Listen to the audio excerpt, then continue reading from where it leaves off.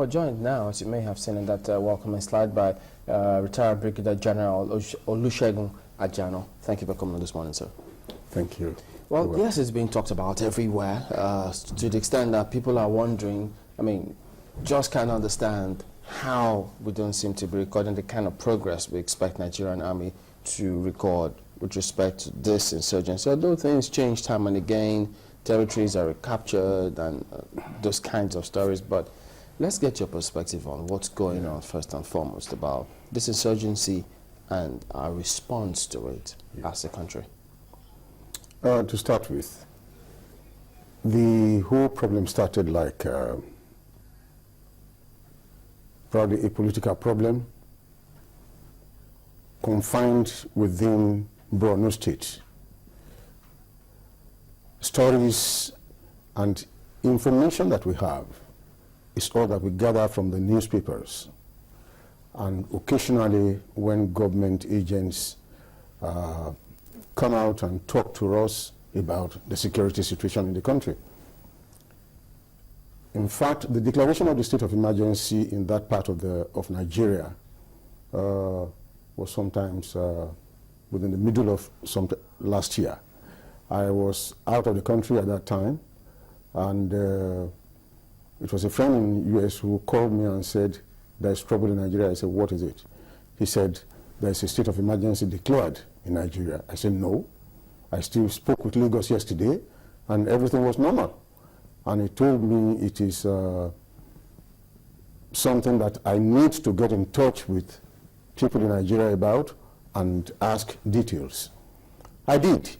And I was quickly corrected that it is not all over Nigeria, it is in the northeastern part of Nigeria. Of course, this is a problem that I've heard about before I left the country.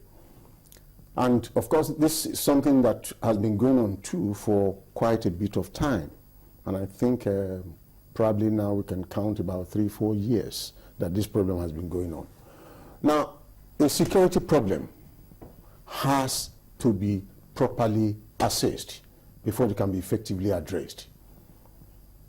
My fear, and I would like to give this to the government of the country, I am not too sure whether we have correct information that got to the government at the beginning of the crisis. It was seen like a few thugs here and there gathered and they were trying to embarrass the government of the state. But I think in governance, we need to do more than just that type of information. There is need to go into the nitty-gritty of what could have caused such a development at that time. And if this was done, I think we would have been saved the losses and the complication that is now arising. Okay.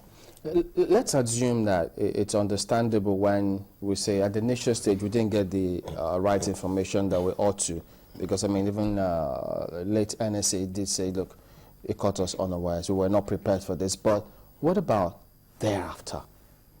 A long time after that, we're still where we are today. You see, even thereafter, we're now in a political dispensation.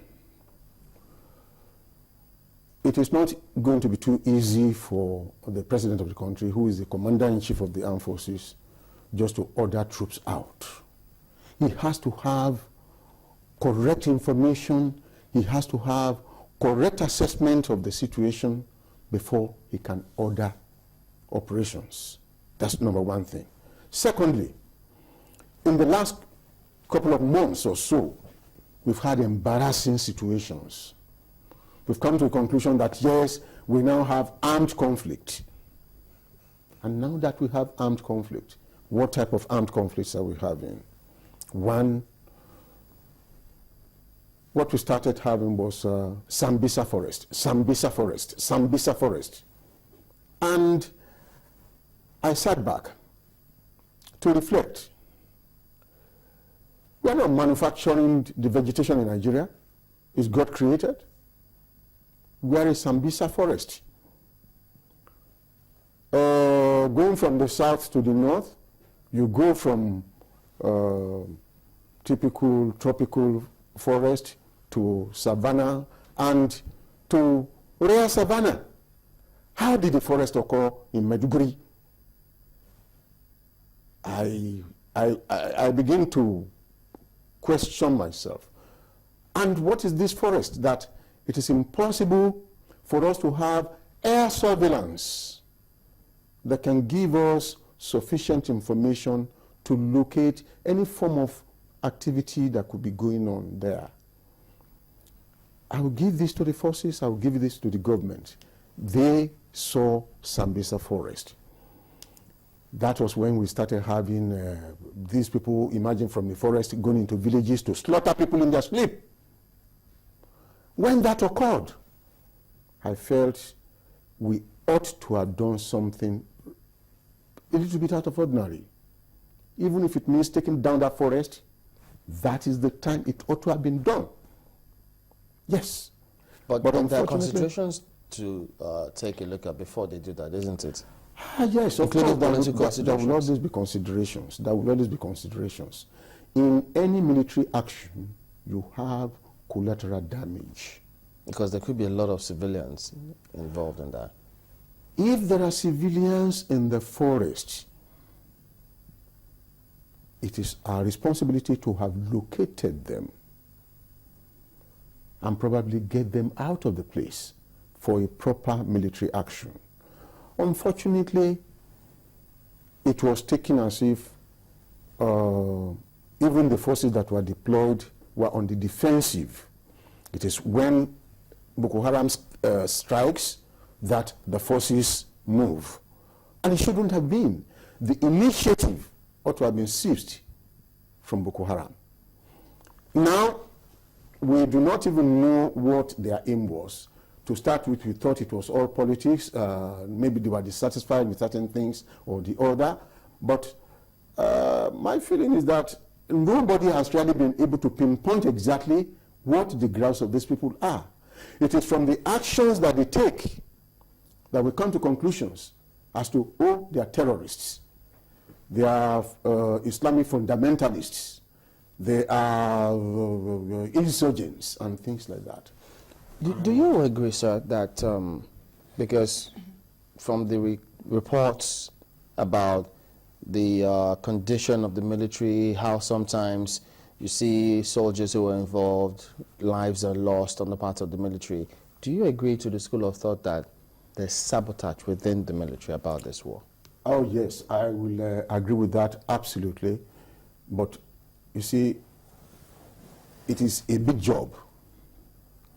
If you have faith columnists in an environment, you have a responsibility to design a process by which they can be identified.